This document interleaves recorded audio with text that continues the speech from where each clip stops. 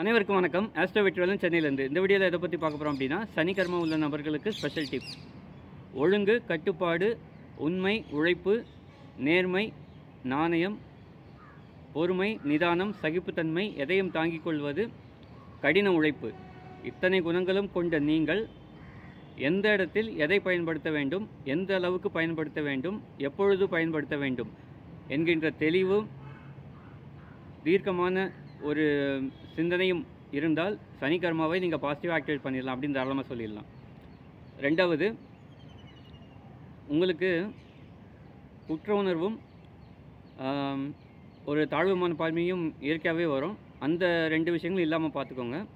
மூணாவது டிப்ஸ் என்னென்னா, உங்களுடைய சனிக்கிழமாவோடு இந்த சனிக்கிழமை மட்டும் இருந்துச்சுன்னா உங்களால் உழைக்க முடியும், கஷ்டப்படுவீங்க. ஆனால் வாழ்க்கையில் ஒரு லெவலுக்கு மேலே இம்ப்ரூவ்மெண்ட் ஆகிறது ரொம்ப ரொம்ப கஷ்டமாக இருக்கும். அதுக்காக இம்ப்ரூவ்மெண்ட் ஆகிறதுக்காக சிறிது புதன் கர்மாவோ அல்லது ராகு கர்மாவோ சேர்த்து கொண்டால் உங்கள் வாழ்க்கையில் உயர்ந்த நிலையை அடையலாம், அதாவது இம்ப்ரூவ்மெண்ட் கிடைக்கும். நாலாவது இயலாதவர்களுக்கு, ஊனமுற்றவர்களுக்கு அல்லது இயலாதவர்களுக்கு உதவி செய்வதன் மூலம் உங்கள் சனிக்கிழமாவை பாசிட்டிவாக ஆக்டிவேட் பண்ணலாம். ஸ்டெப் பை ஸ்டெப்பாக பார்க்கலாம். ஃபஸ்ட்டு என்ன சொல்லுன்னா, உங்களிடம் இருக்கும் அந்த சனிக்கிழமாவுக்கு உண்டான குணங்களை எந்த இடத்துல எப்படி பயன்படுத்தணும். பொதுவாக ரொம்ப கடின உழைப்பாளி நீங்கள். அந்த கடின உழைப்பை எந்த இடத்துல தான் பயன்படுத்தலாம்? நீங்கள் வீடு ட்ரான்ஸ்ஃபர் பண்ணுறீங்க, வீடு மாற்றுறீங்க, அந்த இடத்துல லோடுமேன் கூட சேர்ந்து நீங்கள் பொருள்லாம் ஏற்றி இறக்குறீங்க, ஓகே, அங்கே பயன்படுத்தலாம். இல்லை நீங்கள் சொந்தமாக தொழில் பண்ணுறீங்க, தொழில் பண்ணுற இடத்துல 10 மணி நேரத்துக்கு பதிலாக 12 மணி நேரம் ஒர்க் பண்ணுறீங்க, அந்த இடத்துல பயன்படுத்தலாம். ஆனால் ஒரு ஆஃபீஸில் ஒர்க் பண்ணுறீங்க, ஒரு 8 மணி நேரம் ஒர்க் பண்ணுற இடத்துல ஒரு 10 மணி நேரம் இருந்துட்டு போங்க அப்படின்னு சொல்கிறாங்க. அந்த நேரத்தில் எல்லோரும் இருக்காங்களான்னு பார்க்கணும். அப்படி நம்மளை மட்டும் இருக்க சொல்கிறாங்கன்னா ஏன் இருக்க சொல்கிறாங்க, அப்படி இருக்கிறதுனால நமக்கு எதாவது பெனிஃபிட் இருக்கா, எக்ஸ்ட்ரா ஓவர் டைம் கிடைக்குமா அப்படின்றத பார்க்கணும்.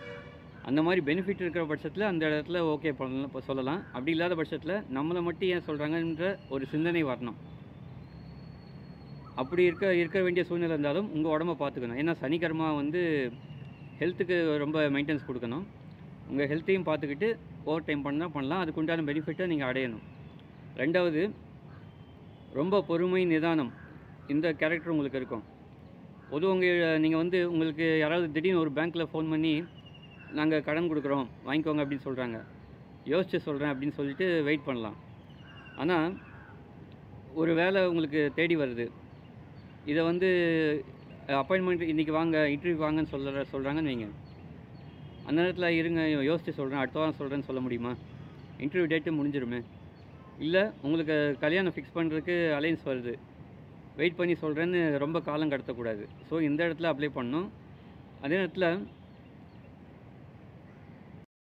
உங்களுக்கு ஒரு கேரக்டர் என்னென்னா, மற்றவங்க இறங்க முடியாத விஷயங்களில், இறங்கக்கூடாதுன்னு நினைக்கிற சில விஷயங்களை நீங்கள் துணிஞ்சு இறங்கி செய்வீங்க. அந்த மாதிரி சமயங்களில் இது அவசியம்தானா அப்படின்ற ஒரு முன்னெச்சரிக்கையும் அவசியம். இதெல்லாம் டிப்ஸுன்னு சொல்லலாம். இன்னொன்று என்னென்னா, உங்களுக்கு தாழ்வு மனப்பான்மை இருக்கக்கூடாது. தாழ்வு மனப்பான்மை ஏன் வருதுன்னா, கம்பேரிஷன், மற்றவங்கள மாதிரி நம்ம இல்லையே அப்படின்ற ஒரு கம்பேரிஷன். அவங்கவுங்களுக்கு தேவையான விஷயங்கள் அவங்கவுங்களுக்கு இருக்குது. கடவுள் படைக்கும் பொழுதே நீங்கள் வெற்றி பெற்று நல்ல வாழ்க்கையை வாழ்வதற்கு தேவையான அனைத்து குணங்களும் அனைத்து விஷயங்களும் உங்களிடம் ஏற்கனவே கொடுக்கப்பட்டு விட்டன அப்படின்ற ஒரு நம்பிக்கையோட தாழ்வு மனப்பான்மையை நீக்கிடுங்க. ரெண்டாவது, குற்ற உணர்வு இருக்கக்கூடாது. தவறுவது மனித இயல்பு. அதை தவறு பண்ணாதவங்க யாருமே கிடையாது. அதை சரி பண்ணிக்கணும் அப்படின்ற எண்ணத்தில் இருந்தால் இந்த ரெண்டு விஷயத்தையும் சரி பண்ணிடலாம். மூணாவது, சனிக்கிழமை மட்டும் இருந்தால் ரொம்ப இம்ப்ரூவ்மெண்ட்டு உங்கள் லைஃப்பில் இருக்காது. கடினமாக உழைப்பீங்க. ஆனால் உங்களை பயன்படுத்தி மற்றவங்க மேலே, உங்களுக்கு அப்புறம் வேலைக்கு சேர்ந்தவங்களாம் உங்களை விட உங்களை முன்னுக்கு தள்ளிட்டு உங்களை விட உயர்ந்த இடத்துக்கு போயிட்டே இருப்பாங்க. நீங்கள் அதே இடத்துல இருப்பீங்க. அதனால் கொஞ்சம் புதன் கர்மா எப்படிலாம் செய்யலாம், இன்னும் அதுக்கு ஒன்று புதிய வழிகள் என்ன அப்படின்றத யோசித்து செய்யலாம். இன்னொன்று ராகு கர்மாவையும் சேர்த்துக்கலாம். கொஞ்சம் அட்வான்ஸ் டெக்னாலஜி இதெல்லாம் கொஞ்சம் கற்றுக்கிட்டு பழைய மாதிரியே எல்லாம் நடத்தாமல், இப்போ மளிகை கடை நடத்துனீங்கன்னா பழைய மாதிரியே தராசு வச்சு அந்த பழைய மெத்தட்லேயே இல்லாமல் புதுசாக ஏதாவது ட்ரை பண்ணி ஒரு கம்ப்யூட்டர் பில்லை டைப் பண்ணுறது, இல்லைன்னா டோர் டெலிவரி பண்ணுறது, அந்த புதுசாக டெக்னிக்கல் ஸ்கில்லை நிறையா பயன்படுத்தி லேட்டஸ்ட் டெக்னாலஜியை பயன்படுத்தி கொஞ்சம் உங்கள் பிஸ்னஸை இம்ப்ரூவ் பண்ணலாம். ஸோ இதெல்லாம் டிப்ஸாக சொல்லலாம். 4வது, இயலாதவர்களுக்கு உதவி. ஊனமுற்றவர்களுக்கு அல்லது நடக்க முடியாதவங்களுக்கு, அதாவது ஃபிசிக்கலி சேலஞ்ச் பர்சன் சொல்லுவாங்க இல்லையா, மாற்றுத்திறனாளிகள், அவர்களுக்கு ஹெல்ப் பண்ணுறது மூலமாக, இல்லை அவங்களுக்கு தேவையான உபகரணங்கள் வாங்கி கொடுக்கறது மூலமாக, அவங்களுக்கு ஒரு சப்போர்ட்டிவாக இருக்கிறது மூலமாக நீங்கள் சனிக்கிழமாவை பாசிட்டிவ் ஆக்டிவேட் பண்ணலாம். தாங்கும் இதயம் சொல்லலாம். அவங்கள எவ்வளோ அடித்தாலும் தாங்குறாங்களே இந்த மனுஷன் அப்படின்னு சொல்கிற மாதிரி ஒரு கேரக்டர் இருக்கும். அது வீட்டுக்குள்ளே இருக்கும்போது யாரோ உங்கள் பேரண்ட்ஸ் உங்களை திட்டுறாங்க, அந்த மாதிரி நேரத்தில் பொறுமையாக இருக்கலாம். ஆனால் அதே நேரத்தில் இப்போ நீங்கள் ஸ்கூல் ஸ்டூடெண்ட்டாக இருக்கீங்க, உங்கள் அம்மாவோ அப்பாவோ உங்களை எழுப்புறாங்க, ஸ்கூலுக்கு டைம் ஆச்சு எந்திரிப்பா, சீக்கிரம் எந்திரி அப்படின்னா, நீ பாட்டுக்கு சொல்லிட்டு நான் அப்படியே தான் தூங்குவேன் அப்படின்னு சொல்லி அப்படி தூங்குறது சரியா அப்படின்னு யோசிச்சுக்கோங்க. ஏன்னா உங்களால் 18 மணி நேரம் தொடர்ந்து வேலை செய்ய முடியும், 18 மணி நேரம் தூங்கவும் முடியும். ஸோ எந்த நேரத்தில் எதை செய்யணும், ஒரு வேலை செய்கிற இடத்துல தொடர்ந்து வேலை செய்கிற மூலமாக பெனிஃபிட் இருக்கான்னு பார்த்துக்கோங்க. எந்த இடத்துல எதை தாங்கும் இதயம், எதை எவ்வளோ அடித்தாலும் தாங்குவேன் அப்படின்ற அந்த ஒரு கேரக்டர் எந்த இடத்துல அப்ளை பண்ணணும் அப்படின்னு பார்த்துக்கோங்க.